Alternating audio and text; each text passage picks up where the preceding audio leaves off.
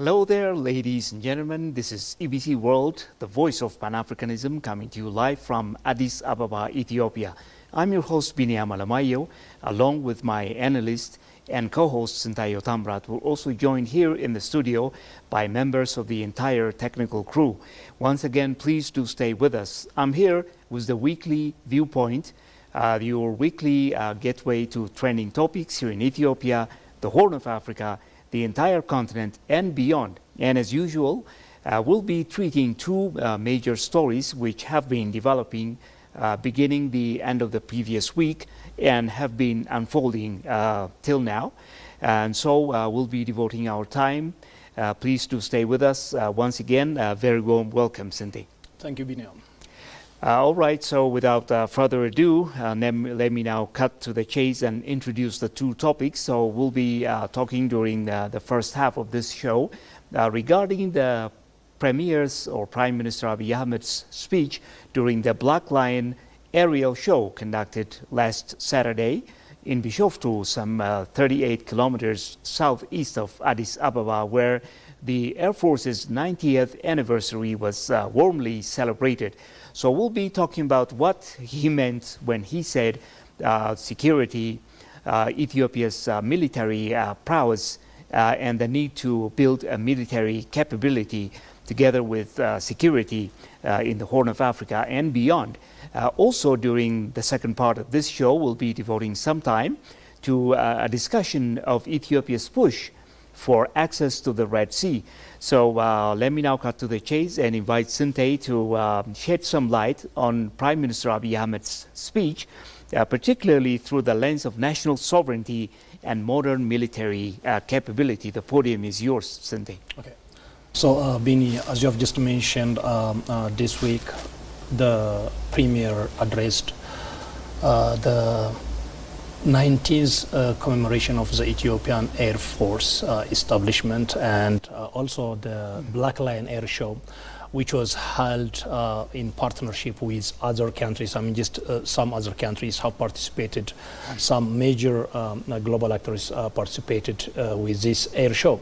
So Prime Minister Abiy Ahmed outlined with his speech a strategic shift for Ethiopia's military toward this high-tech offensive deterrence and regional dominance, aiming for the fifth generation air capability by 2030 and also doubling the present fourth generation air force capability and also size by 2030 as well. So Ethiopia's ambition by 2030 is just, in fact, with partners to upgrade its size to over 100 military aircrafts by 2030. So this is just a colossal number for Ethiopia, which has been just active, strong regional partner for the global actors in terror, in deterring terrorism, and also in maintaining peace and security in the Horn of Africa region. So this means a lot, and just the showcase is also a great deal, and that is where Prime Minister Abiy Ahmed tried to highlight some points, and this new doctrine of prioritizing this kind of, new advanced fifth generation and fourth generation military by 2030 is to prioritize precision to shorten wars, and included a warning to regional actors, by the way. The event also highlighted diversified political, geopolitical partnerships and positioned Ethiopia as a leader in the continental security arena.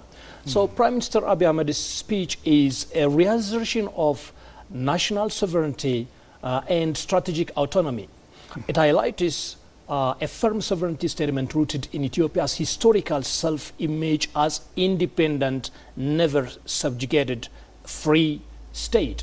And it repeated emphasis on "you don't know Ethiopia in depth," means that Ethiopia is not on emperor's period, Ethiopia is not on Derg's period or EPRDF's period.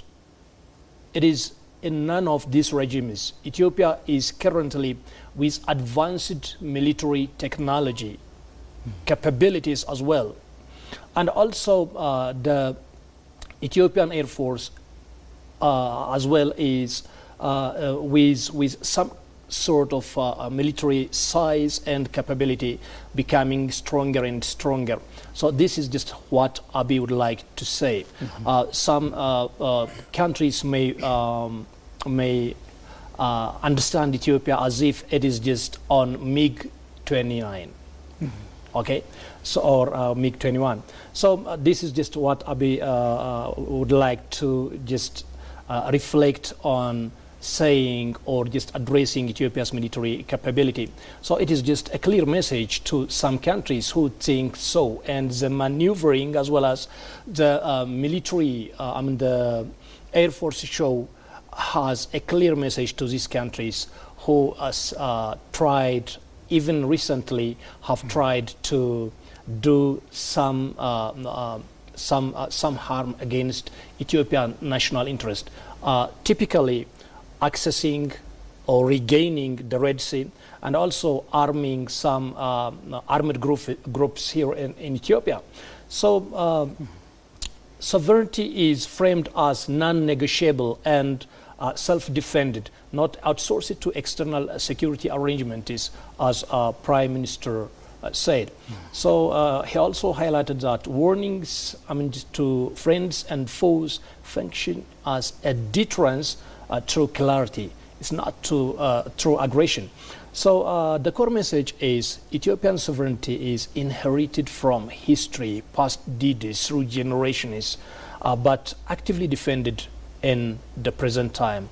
Still, according to the Prime Minister with the Ethiopians, it is just solely on the hands of Ethiopians that lies. So maintaining, preserving Ethiopian dignity, Ethiopian sovereignty. This is just the message of the Prime Minister. His message also amplifies modern military capability from legacy force to tech-driven deterrence.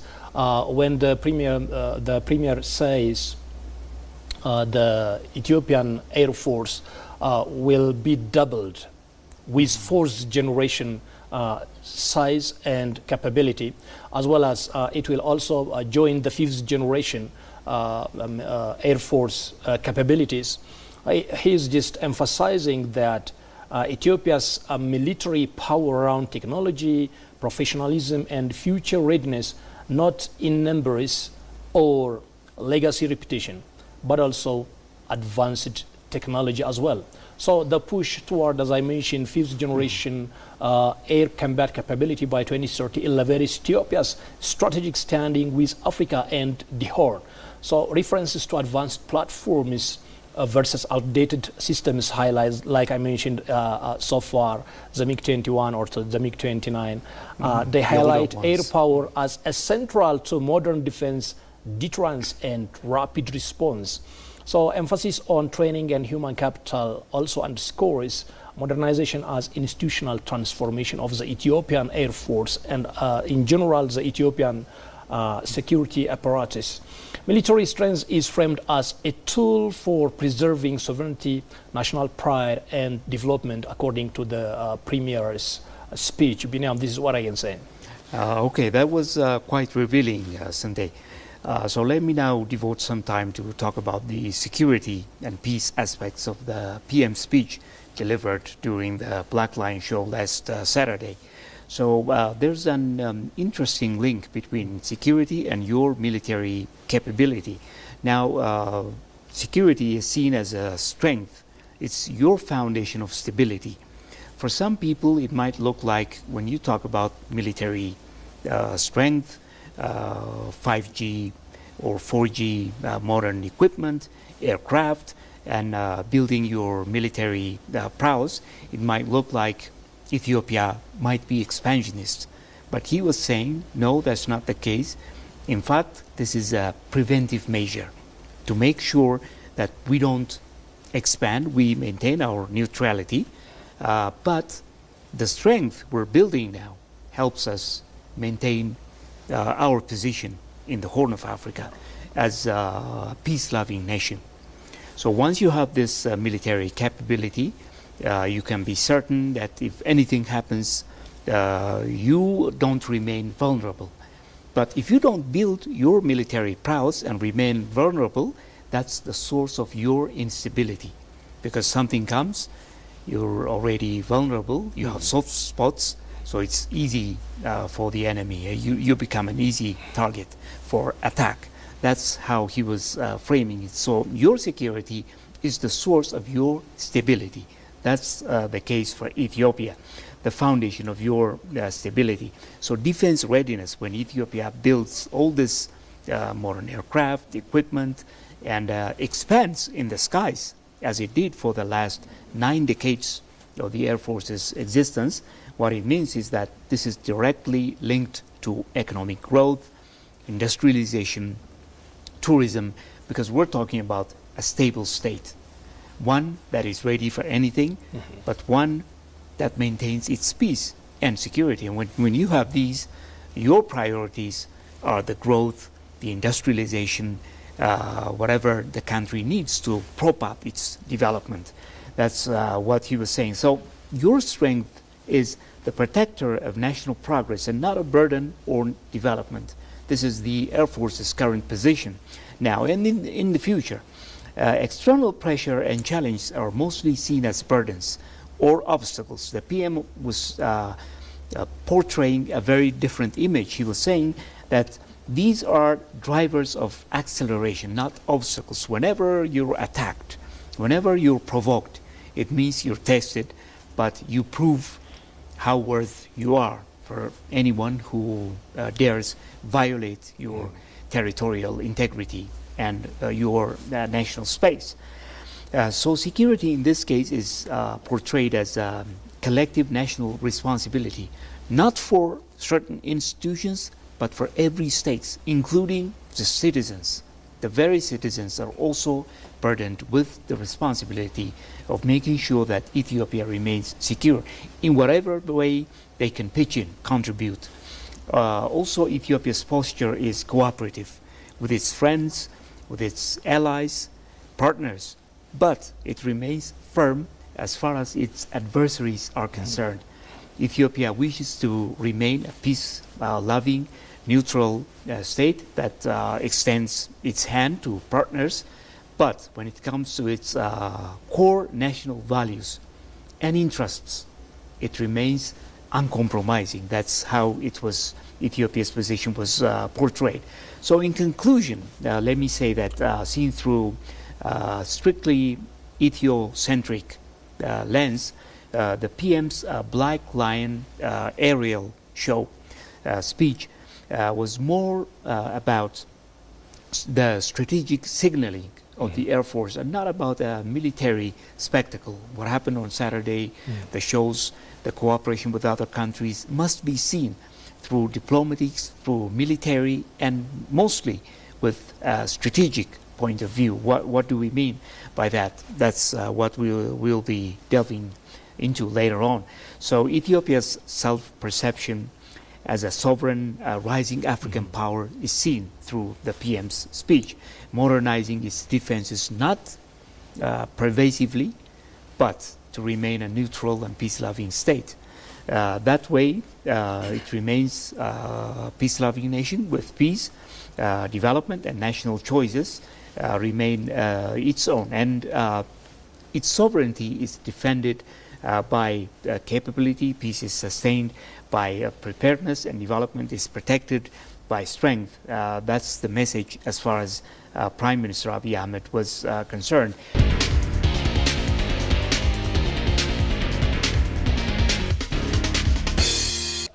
Prime Minister Abiy Ahmed's address during that day is a pride of just for having an air force like the Ethiopian Air Force.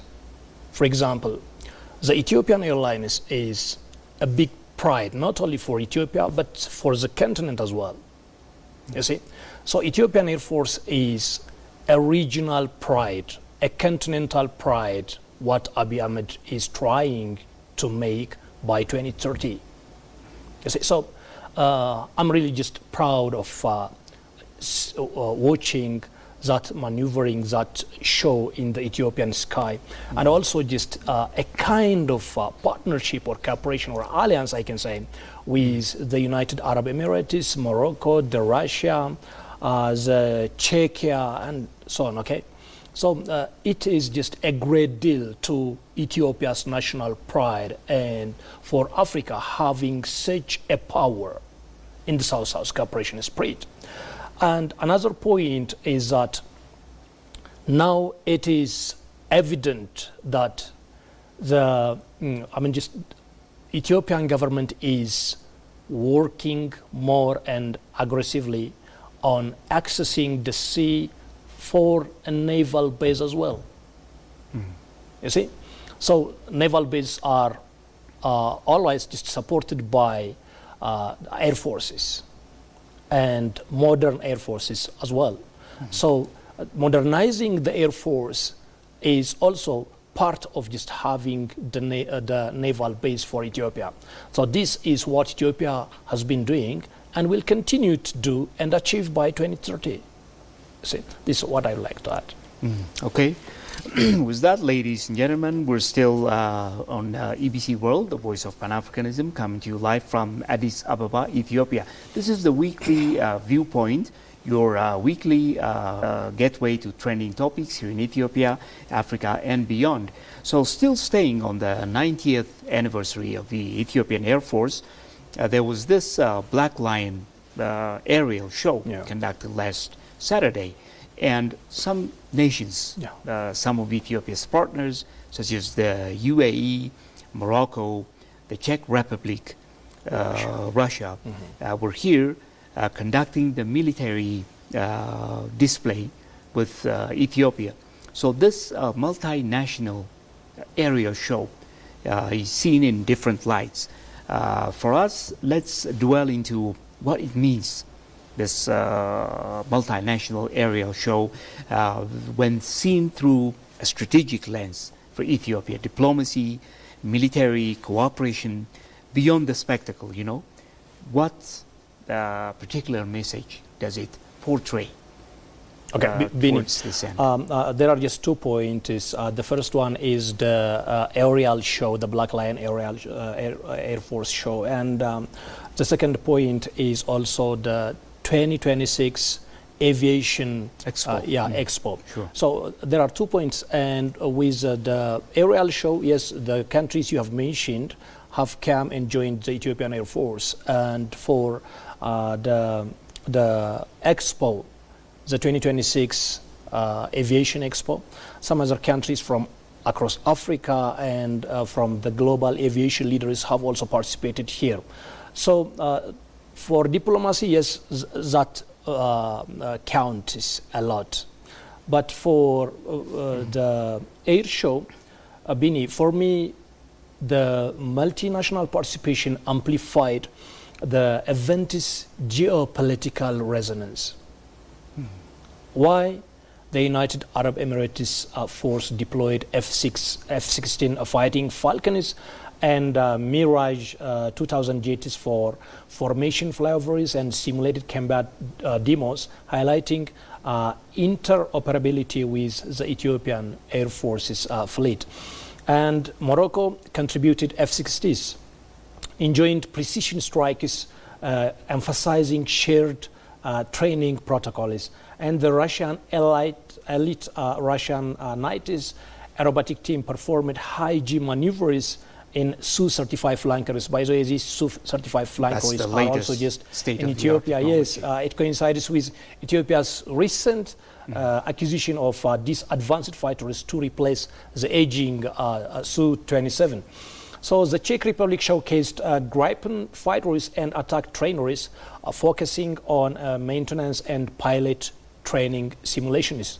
And so Ethiopia's engagement with these countries and during the 90th anniversary reflects calculated diversification of military partnerships, reducing dependence on some major actors only. So it also just addresses some regional traits, you see. So the multinational participation amplifies these points. And another important point is that the joint show also signals strategic partnership, making Ethiopia as a converging power. You see, when you want just to have a strong military presence in a certain region, you want key partner. So these countries are just trying to make key partners, and they found Ethiopia as a key partner, a strong partner in the aviation as well as the Air Force security space. So it just signals strategic partnership and making Ethiopia as a converging power. So in the South-South cooperation, you can say these countries are just trying to show some sort of unison for a kind of military attack, you can say, or for a kind of stability they would like to prevail in the Horn of Africa, or just to fight piracy and the like, and also just a kind of patrolling across the Red Sea, patrolling across the Indian Ocean or so. Then it also demonstrates Ethiopia's ability to engage Eastern, Middle Eastern, African, and global South partners simultaneously, and reinforces Ethiopia's core foreign policy principle of strategic autonomy. Shows Ethiopia is neither isolated or diplomatically constrained, but actively sought out as a key security partner on the African continent, whether it is for the Russia, Abu Dhabi, or any Western ally for Ethiopia. So the participation further elevates Ethiopia from a subject of security discourse to key security partner for regional and global actors. That is what it signals. Ethiopia is a strong military ally for anyone who wants to cooperate with the country, and counter terrorism or countering piracy or any sort of trade that emerges within the Horn of Africa region or anywhere. Ethiopia can be a good partner for cooperation and deterring such threats. Take the Congo War, you can say, and the North Korea, the Korean War, the Korean War. 1950. Ethiopia just was there under the United Nations Security Council or army. As part of the UN so contingent. Now Ethiopia is not just sending only just troops, you see, ground fighters only. So Ethiopia has the capability now just to join other countries whenever such threat comes. So it just sends a clear message for those who undermine Ethiopia.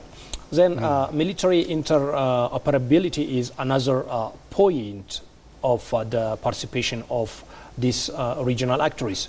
And so the air shows as the 90th anniversary of the Ethiopian Air Force function as controlled demonstration of doctrine, trust, and interoperability, not mere ceremonies or not mere ceremonies.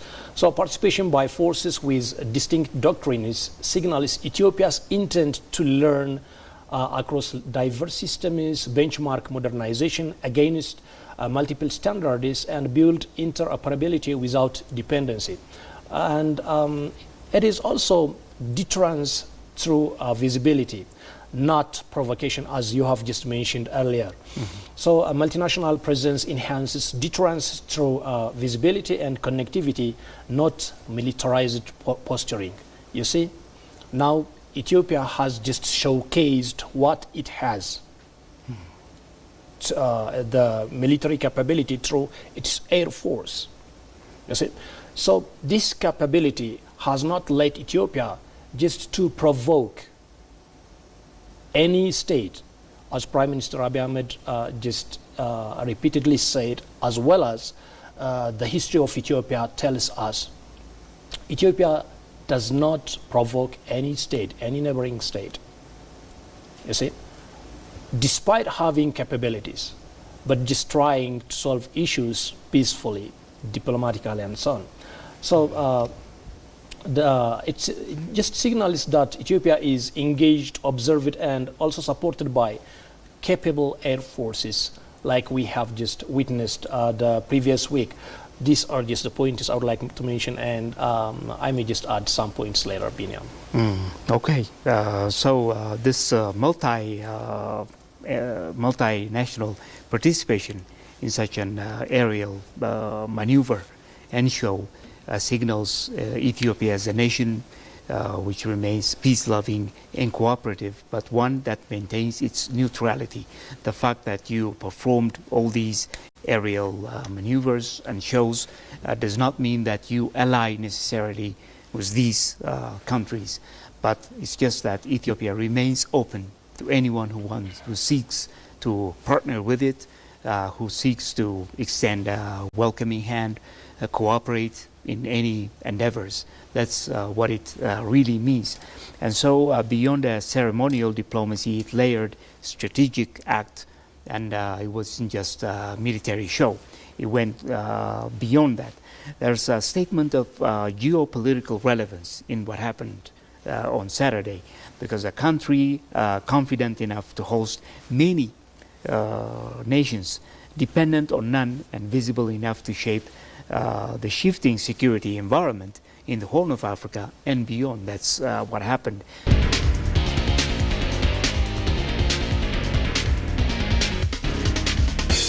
So with that, ladies and gentlemen, we come to the second half of this show. This is Viewpoint, coming to you live from Addis Ababa. We're now progressing to our second part. Let's address some issues related to Ethiopia's landlocked reality. So as a country which has been stripped of its coastal access about 3 decades ago, or slightly more than 3 decades ago, Ethiopia remains landlocked. That has been very constraining for the Eastern African nation, which remains the second most populous in Africa. And in fact, as according to some stats, Ethiopia is the most populous landlocked when it comes to its global stage.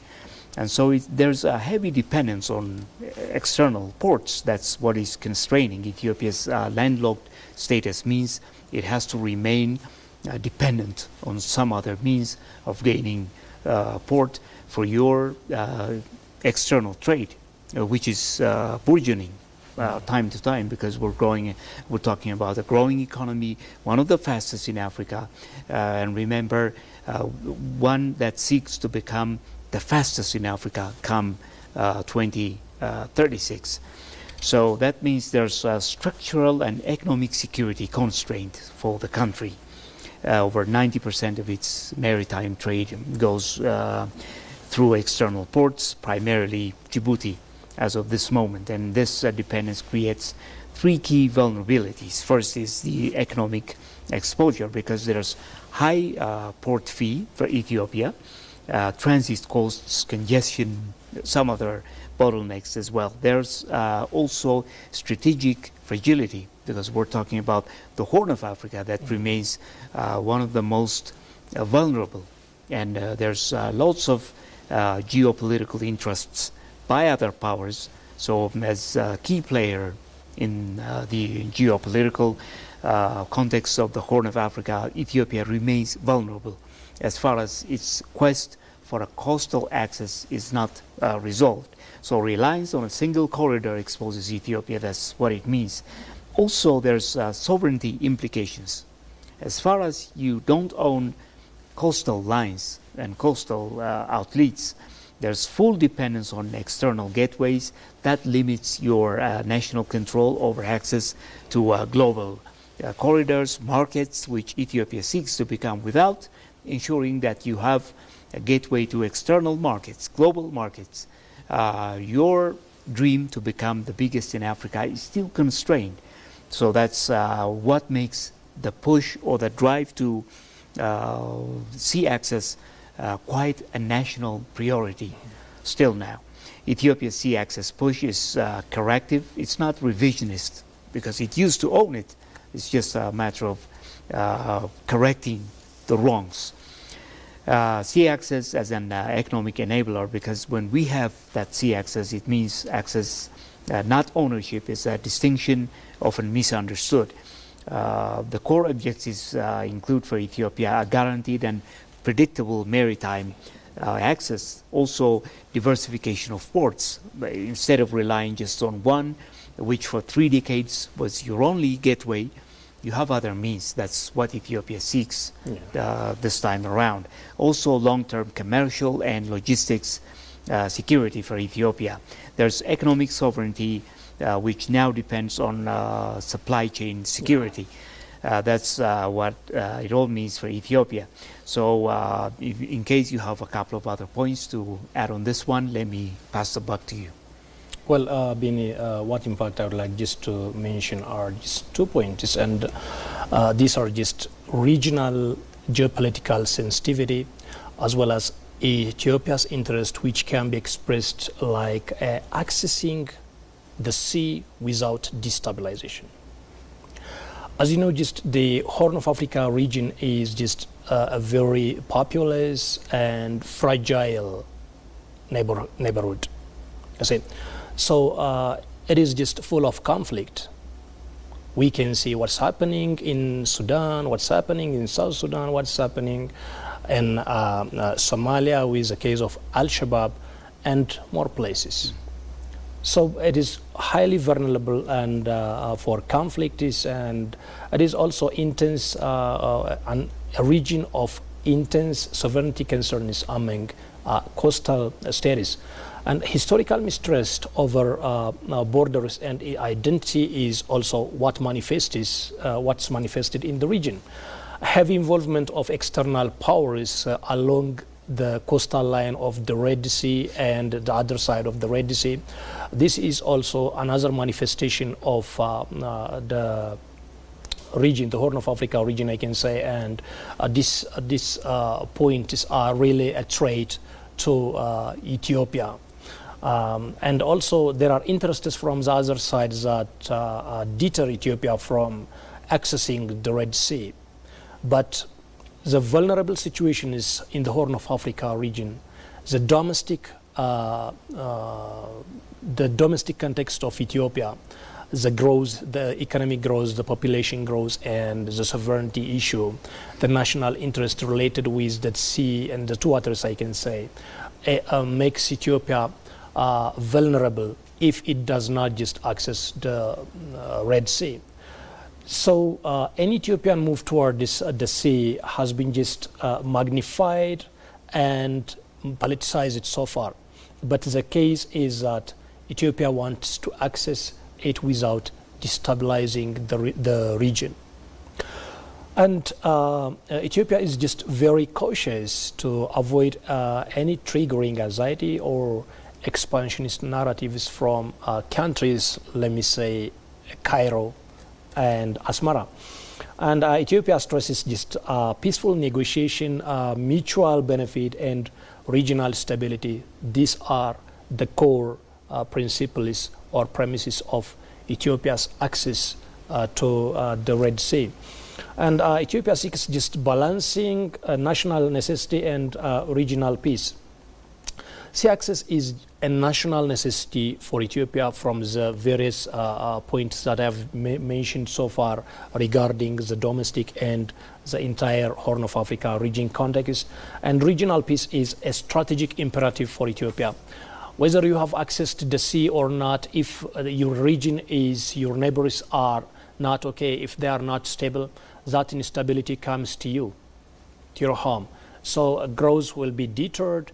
There is no economic growth. Your people's safety is also at stake. Endangered. So this point is must be addressed, and it is just a balance of accessing the sea as a national necessity and regional peace as a strategic imperative. So Ethiopia just frames accessing the sea as a regional economic integration issue. When Ethiopia accesses the sea, It also just favors some offers from the mega projects, for example, like the Grand Ethiopian Renaissance Dam, the Ethiopian Airlines, and so on. You see, so it is just with a joint venture that Ethiopia would like to develop a port, whether it is on Asab or Massawa or any other place, and I would like just to share the economic benefits. This brings economic cooperation for the Horn of African region. And Ethiopia also just frames accessing the sea as a shared trade and logistic opportunity and a stabilizing factor above all. When your economy is integrated, when you start to emerge as a developing economy together, then you are benefiting from a certain joint venture. Then that joint venture is maintained by two, or just seen as a kind of stabilizing factor by both sides. Take it's the Asmara regime or the Ethiopian regime. They may have just a joint venture on Asab. So that port can just bring some economic gains for both countries. Then both countries just protect that. It creates jobs, and many more issues will come with that. Many more benefits will come with the jointly or cooperatively developing such ports. So accessing to the sea for Ethiopia is a regional economic integration issue. It is also an issue, a shared trade and logistic opportunity.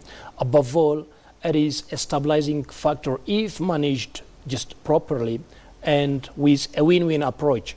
So from Ethiopia's view, indefinite denial of accessing the sea itself is destabilizing, while negotiated access is a kind of fostering interdependence between the nations and also across the Horn of African region. So the kind of question from the Ethiopian side to access the sea is a kind of regional peace and security. It's a kind of regional growth, prosperity. So countries must see it like that. I mean, just countries in the Horn of African region must just understand that way. But from the Ethiopian perspective, it is a national issue nowadays, a national interest issue. And Ethiopia, I think, will not compromise on this because it is just a public agenda. The people of Ethiopia, whether in the academic group, in the military, or just the ordinary citizens, nowadays are just talking about accessing the sea, particularly those related with Asab and Massawa. It is not just the agenda of the Ethiopian government just regaining these ports. They don't have just legal ground to offer or hand over them during 1991 or 1993.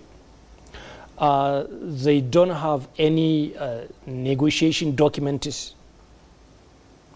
I mean, the negotiating parties or the one who handed over that cannot just provide today a document. And there is historic issue, sovereignty issue for the Ethiopian people. So the government, I think, cannot revert this question of the people of Ethiopia when it comes to accessing the sea. So the situation for me is a bit harder now than when it started to be questioned 2 years back by Prime Minister Abiy Ahmed. Thank you, Sante. So a couple of concluding points before we close out this session. So for Ethiopia, a matter of sea access is that of survival and a structural correction for Ethiopia because it's driven by geography, its growing population, its size, economic ambition, which none of which can be realized without a port of your own. Also, landlocked status imposes on Ethiopia a long-term cost. It means no growing economy can indefinitely absorb. For for Ethiopia, it's growing, it's one of the fastest, but for the economy to absorb your growth, there needs to be some kind of correction to what you lost about 3 decades ago. So there's the strategic challenge of balancing economic reality with geopolitical caution is Ethiopia's priority. Ethiopia signals that being landlocked is manageable, but not a condition that you can afford indefinitely. So with that, ladies and gentlemen, we wrap up today's session. This is Viewpoint coming to you live from Addis Ababa, Ethiopia. I'm your host, Biniam Alamayo, together with my co-host and analyst, Ndayo Tamrat. We're here joined in the studio by members of the entire technical crew. Once again, thank you for staying with us. Thank you, bye-bye, and take care.